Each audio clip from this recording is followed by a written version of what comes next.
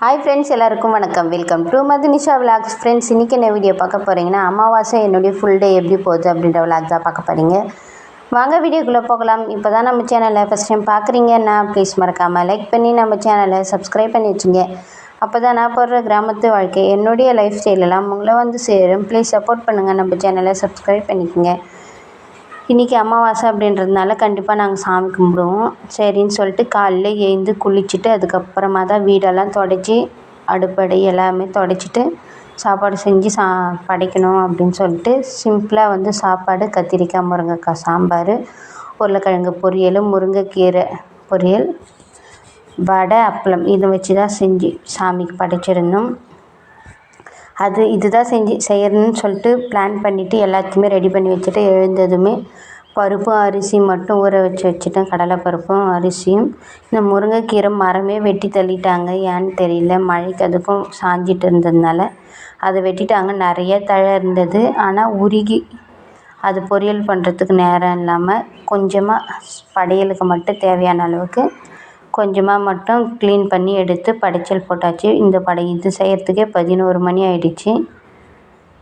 இதுதான் செஞ்சுருந்தேன். 3 இலை போட்டு கற்பூரம் தீபாராதனை எல்லாம் காமிச்சு நல்லபடியாக சாமி கும்பிட்டுட்டு காகத்துக்கும் சாப்பாடு வடிச்சிட்டு அதுக்கப்புறமா கொஞ்சம் நேரம் ரிலாக்ஸ் ஆகலாம்னு சொல்லிவிட்டு கொஞ்சம் நேரம் ரிலாக்ஸாக உக்காஞ்சி இந்த சமையலெல்லாம் செஞ்சு சாப்பிட்டுட்டு கொஞ்சம் நேரம் ரிலாக்ஸ் ஆனால் தான் மனசே கொஞ்சம் ரிலாக்ஸாக இருக்கும். அதுக்கப்புறம் ஈவினிங் போல் கொஞ்சம் நேரம் அப்படியே ஈவினிங் ஆகிப்போச்சு. ஒரு 4 மணி போல் வாசலெல்லாம் கூட்டி விட்டுடலாம் அப்படின்னு சொல்லிட்டு, ஏன்னா ஈவினிங்கும் வழுக்கு ஏற்றணும் அப்படின்றதுனால வாசலெல்லாம் கூட்டலான்னு சொல்லிவிட்டு வாசலெல்லாம் கூட்டிகிட்டு இருந்தேன். எப்போ வெயில் காயுது எப்போ மழை பெய்யுதுன்னே சொல்ல முடிய மாட்டேங்குது. டக்குன்னு வெயில் காயுது, சடான்னு மழை வந்தது. அந்த மாதிரி தான் இருக்குது. இன்னும் கார்த்திகை தீபம் வர வரைக்கும் மழையும் வெயிலும் கலந்தாப்புல தான் வந்துட்டுருக்கோம். இப்போ கூட சரியான மழை பெஞ்சிட்ருக்கு வெளியே. உங்களுக்கு கேட்குதான்னு தெரியல. சரின்னு சொல்லிட்டு வாசலெல்லாம் கூட்டி விட்டுட்டு குட்டி பொண்ணு பாருங்கள் அழகாக கட்டில் மேலே உக்காஞ்சிக்கிட்டு விளையாடிட்டுருக்காங்க. ஒரு சில டைமில் நம்மளை டிஸ்டர்ப் பண்ணாமல் அவங்க வேலையை அவங்க பார்த்துப்பாங்க. ஒரு சில டைமில் தான் ரொம்ப அலப்பறை பண்ணிவிடுவாங்க. ரொம்ப அலப்பறை பண்ணிவிட்டு வேலையே செய்ய விட மாட்டாங்க. அந்த மாதிரி பண்ணிவிடுவாங்க. சரின்னு சொல்லிட்டு அவங்க பாட்டுக்கு அவங்க விளையாடிட்டு இருந்தாங்க. நம்ம வேலையை பார்க்கலாம் அப்படின்னு சொல்லிட்டு நான் வந்து வாசலெல்லாம் கூட்டி சின்னதாக ஒரு கோலம் போடலாம் அப்படின்னு சொல்லிட்டு கோலம் தான் போட்டுட்டு இருந்தேன். கோலமெல்லாம் போட்டு முடிச்சுட்டு கோலம் போடுறப்போ மட்டும் நானும் போட போகிறேன் அப்படின்னு சொல்லிட்டு வந்திருந்தாங்க. அவங்கள சமாதானப்படுத்தி வேலை செய்கிறதுக்குள்ளே போதும் ஆகிப்படும். காலையில் சீக்கிரமாக எழுந்துக்கிறதுனால தலைவலி வேறு லைட்டாக தலைவலிக்கிறாப்புல இருந்தது. சரி டீ போட்டு குடிக்கலாம் அப்படின்னு நினச்சிட்டு இருந்தேன். கடைசியில் அப்புறமா போட்டுக்கலான்னு சொல்லிவிட்டு ஒரு சில டைமில் அது போடாமலே அப்படியே விட்டுடுவேன். அதிகமாக டீ காஃபியெல்லாம் குடிக்கக்கூடாதுன்னு தான் நினைப்பேனே, ஆனால் ஒரு சில டைமில் ரொம்ப கிரேவிங்ஸ் வந்து வச்சு குடிச்சிடுவேன். மற்ற வேலை எது எப்படின்னா இருக்கட்டும் அப்படின்னு சொல்லிட்டு வச்சு குடிச்சிட்டு அதுக்கப்புறமா தான் மற்ற வேலையை பார்ப்பேன். இன்றைக்கி அந்த மாதிரி அவ்வளோ எல்லா வேலையும் முடிச்சுட்டு ஒரு சில டைமில் ரிலாக்ஸாக குடிக்கலான்னு நினைப்பேன். எப்போ எப்படி தோணுதோ அந்த மாதிரி பண்ணிக்க வேண்டியது தான். சிம்பிளாலாம் குழம்பு போட்டுட்டு இந்த ஆட்டுக்குட்டி என் கூட வந்து ஜாலியாக விளையாடிட்டு இருந்தது. குட்டி பொண்ணு கூடவும் விளையாடும். அவள் பாருங்கள், குட்டி பொண்ணு கூட விளையாடுன்னு பயந்துன்னு வந்துட்டா. சரின்னு சொல்லிட்டு ஈவினிங்கும் விளக்கேற்றி ஒரு நாளைக்கு ஒரு டைம் தான் கற்பூரம் ஏற்றணும் அப்படின்னாங்க. சரின்னு சொல்லிட்டு ஊதுவத்தியும் இந்த சாம்பிராணியும் கம்ப்யூட்டர் சாம்பிராணியும் ஏற்றி வச்சுக்கிட்டு சாமி கும்பிட்டு அன்றைக்கி டேவே சிம்பிளாக முடிச்சாச்சு. இது வந்து மறுநாள் காலையில் எடுத்தது. மறுநாள் காலையில் வந்து நேற்று வச்சு சாம்பார் இருந்தது. அது பழைய சாம்பாரெல்லாம், அதாவது அமாவாசைக்கு வச்சு தான் மறுநாள் சாப்பிடக்கூடாதுன்னு சொல்லுவாங்க. சரின்னு சொல்லிவிட்டு அதெல்லாம் அத்தை சூடு பண்ணி வச்சுருந்தாங்க. அதெல்லாம் பழைய சாம்பார், நேற்று வச்ச ரசம் எல்லாம் அப்படியே கிடந்தது. நான் கொஞ்சமாக பச்சைப்பயிறு ஊற வச்சுருந்தேன். ஈவினிங் ஸ்நாக்ஸுக்கு அவிச்சி சாப்பிட்லாம் அப்படின்னு சொல்லிவிட்டு அந்த குழம்பும் சூடு பண்ணி வச்சுருந்தாங்க. ரசமும் வச்சுருந்தாங்க. நான் வந்து கத்திரிக்காய் காரக்குழம்பு வச்சுட்டு சாப்பாடு செஞ்சிடலாம் இன்றைக்கி சிம்பிளாக அப்படின்னு சொல்லிவிட்டு கத்திரிக்காய் காரக்குழம்பு தான் வச்சுருந்தேன். சாப்பாடு வடிச்சிட்டேன். அதுக்கப்புறமா ஃப்ரெஷ்ஷாக நேற்று தான் புதன்கிழமை அப்படின்றதுனால வாங்கிட்டு வந்திருந்தாங்க சந்தையில் போய். அந்த ஃப்ரெஷ்ஷான கத்திரிக்காய் ஃப்ரிட்ஜில் வைக்காமல் அப்படியே செஞ்சால் அதுவே ஒரு டேஸ்ட்டு தான். கத்திரிக்காயும் நல்லா அப்படியே குழைய வதங்கி வந்துடுது. எனக்கு அந்த மாதிரி குழைய இருந்தால் தான் நல்லா சாப்பாட்டில் சுடு சாதத்தில் கொஞ்சம் சாதம் குழைவா இருந்து இந்த கத்திரிக்காய் காரக்குழம்பு வச்சு நல்லா பிசைஞ்சு சாப்பிட்றப்ப டேஸ்ட்டாக இருக்கும். மழைக்கு அதுக்கும் கோல்டான பொருளே அவாய்ட் பண்ணிடணும். ஏன்னா இப்பயே தொண்டை கோயில் மாதிரி கரகரன்னு இருக்குது.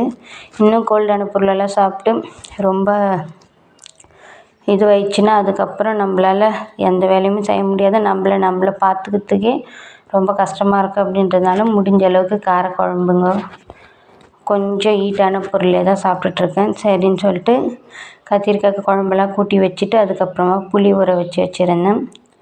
ஒரு சிலர் இந்த மிளகாத்தூள் போட்டு தண்ணி ஊற்றுறப்ப புளியுமே ஊற்றிடுவாங்க. அந்த மாதிரி ஊற்றினா எனக்கு கத்திரிக்காய் வேகாத மாதிரியே இருக்குது. அப்படின்றதுனால நான் கத்திரிக்காய் நல்லா வெந்ததுக்கப்புறமா புளி கரைச்சி ஊற்றி அது ஒரு 5 நிமிஷம் கொதிக்க வச்சு கொத்தமல்லி தூவி இறக்கிடுவேன். சூரியன் நல்லா இன்றைக்கி காஞ்சார். நேற்று மழையும் வெயிலுமாக இருந்தது. இன்றைக்கி நல்லா காஞ்சிருந்தாங்க. இந்த கத்திரிக்காய் பாதி போட்டுட்டு பாதி வச்சுருந்தேன். சரின்னு சொல்லிட்டு ஈவினிங் போல் மழை வராப்பில் இருந்தது. காலையில் நல்ல வெயில் காஞ்சிச்சு. ஈவினிங் போல் மழை வராப்பில் ஆயிடுச்சு. சரின்னு சொல்லிவிட்டு துணியெல்லாம் எடுத்து வச்சிடலாம் அப்படின்னு சொல்லிவிட்டு துணி பெட்ஷீட்டு கொஞ்சோண்டு காய வச்சுருந்தேன். ஏன்னா நல்லா வெயில் காய்ஞ்சிருந்துச்சி காலையில். சரின்னு சொல்லிவிட்டு அதை துணியெல்லாம் எடுத்து வச்சு மழை வராமல் இருந்ததுனால அதெல்லாம் எடுத்து வச்சுட்டு சூடாக ஒரு கப் காஃபி தான் போட்டிருந்தேன் இன்றைக்கி. ஒரு சில டைமில் காஃபி தான் குடிக்கணும்னு தோணும். அப்படின்றதுனால காஃபி போட்டு குடிச்சிட்டு அப்படியே கொஞ்சம் நேரம் பெராக்க பார்த்துக்கிட்டு இந்த ஆட்டுக்குட்டிங்களுக்கு தழை வெட்டின்னு போட்டால் அது ஒழுங்காகவே சாப்பிட மாட்டேன்றாங்க. மழை வராப்பில் வானம் பாருங்கள் எந்த அளவுக்கு மூடிட்டுருக்கு. இப்போ ஒரு 4 மணி இருக்கும். 4 மணிக்கே இந்த அளவுக்கு மூடிட்டு இருக்குது. சரின்னு சொல்லிவிட்டு அப்படியே அந்த காஃபி குடிச்சிக்கிட்டே இயற்கையை அப்படியே கொஞ்சம் நேரம் ரசிச்சுக்கிட்டே இருந்தேன். மழை வந்தது ஸ்டார்ட் ஆகுறப்ப அதை எடுத்துக்கலான்னு சொல்லிவிட்டு அப்படியே விட்டுட்டு இருந்தேன். டக்குன்னு மழை வந்துச்சுன்னா என்ன பண்ணுறதுன்னு சொல்லிட்டு அதை போய் எடுத்துன்னு வந்திருந்தேன். இப்படி அப்படின்னு தான் என்னுடைய நினப்பே இருக்கும். சரி பாத்திரமெல்லாம் கழுவிட்டு வீடெல்லாம் சுத்தம் பண்ணிவிட்டு குட்டி பொண்ணு தூங்கின வாசி இந்த வேலையெல்லாம் முடித்து வச்சேன். எல்லாத்தையும் பண்ணி முடிச்சுட்டு அதுக்கப்புறமா தான் மற்ற வேலைங்களை ஸ்டார்ட் பண்ணணும். சிம்பிளாக ஏதாச்சும் செஞ்சுக்கலாம் அப்படின்னு சொல்லிட்டு தான் இன்றைக்கி இது பண்ணியிருந்தேன். மழை வர மாதிரி இருந்ததுனால அந்த பெட்ஷீட்டுங்கெல்லாம் ஃபஸ்ட் காலையிலே காய போட்டு வச்சுருந்தேன். சரி அதை எடுத்துடலாம் அப்படின்னு சொல்லிட்டு அதை தான் எடுத்துக்கிட்டு இருக்கேன். இந்த கம்பியில் வேறு போடுறதுனால இது எடுக்கிறப்ப கிழிஞ்சிடுமோன்ற பயத்திலே எடுக்க வேண்டியது. அந்த பெட்ஷீட்டுங்கெல்லாம் அந்த அளவுக்கு கீயாது. ஏன்னா அது கொஞ்சம் தடிமனாக இருக்கும். இந்த மெலிசான புடவைங்க ஓனிங்க இதெல்லாம் போடுறப்ப மட்டும் கொஞ்சம் பயமாக தான் இருக்கும். ஒரு சில டைமில் மித மேலே எடுத்துன்னு போய் போடுவோம். ஏறி இறங்கிறதுக்கு கஷ்டப்பட்டுக்கிட்டே இங்கே போட்டுடுறது. அதுவும் இல்லாமல் வர மாதிரி இருந்தால் டக்குன்னு எடுக்கலாம் அப்படின்னு சொல்லிட்டு மித மேலாம் போய் எடுத்துக்கின்னு வர மாதிரி இருக்கும். சரி ஏதாச்சும் ஸ்நாக்ஸ் மாதிரி செஞ்சு சாப்பிட்லான்னு சொல்லிவிட்டு இந்த தட்டை முறுக்கு தான் செஞ்சுருந்தோம். அதாவது ஓட்டை வடை. அதுக்கு எல்லாம் ரெடி பண்ணி வச்சுருந்தோம். இன்றைக்கின்னு சொல்லிட்டு மந்த்லி பவர் கட் ஆகிருந்தது. சரின்னு சொல்லிட்டு எல்லாத்தையும் ஊற வச்சதுக்கப்புறம் என்ன பண்ணுறது, பக்கத்து ஊரில் போய் மாவு ஆட்டின்னு வந்துட்டு அதை வறுத்து எடுத்து பக்கத்து வீட்டு அக்கா தான் செஞ்சுருந்தாங்க. ரொம்பவுமே டேஸ்ட்டாக இருந்தது. சரின்னு சொல்லிட்டு அடுப்பிலே தான் செஞ்சுருந்தோம். ஏன்னா கேஸ்லலாம் வச்சேன். கேஸும் ஜாஸ்தி காலியாகவும் விறகு தான் இருக்குது அப்படின்றதுனால அடுப்பிலே செஞ்சிட்டோம். இந்த வேர்க்கடலெல்லாம் இந்த அம்மிலேயே நுணுக்கி எடுத்திருந்தேன். ஆனால் அந்த மிளகாயும் பூண்டும் தான் நசுக்கவே முடியல. அவங்க போய் பெரிய அம்மி இருந்தது அங்கே போய் ஆட்டிட்டு வரேன்னு சொல்லிட்டு போய் ஆட்டிட்டு வந்துட்டு இருந்தாங்க. குட்டி பொண்ணு கருவேப்பிலை வச்சுக்கிட்டு இது பண்ணிகிட்டு இருந்தா. எல்லாத்தையும் செஞ்சு ஒரு பக்கெட் அளவுக்கு இருந்தது. உண்மையிலே டேஸ்ட்டு ரொம்பவுமே டேஸ்ட்டாக இருந்தது. எல்லாத்தையும் செஞ்சு முடித்து சாப்பிட்டுட்டு கொஞ்சமாக அப்படியே எடுத்து வச்சுட்டு எப்போ வேணுமோ அப்போ எடுத்துக்கலாம். இன்னும் ஒரு 10 நாளைக்கு ஸ்நாக்ஸ் ப்ராப்ளம் இல்லாமல் இருக்கும். குட்டி பொண்ணுமே ரொம்ப விரும்பி சாப்பிட்டா. அவ்வளோ சூப்பராக இருந்தது. அவ்வளோதான். இந்த அழகான கிராமத்து வாழ்க்கை பிடிச்சிருந்தா லைக் பண்ணுங்கள். நம்ம சேனலை சப்ஸ்கிரைப் பண்ணாமல் பார்த்துட்டு இருந்தீங்கன்னா சப்ஸ்கிரைப்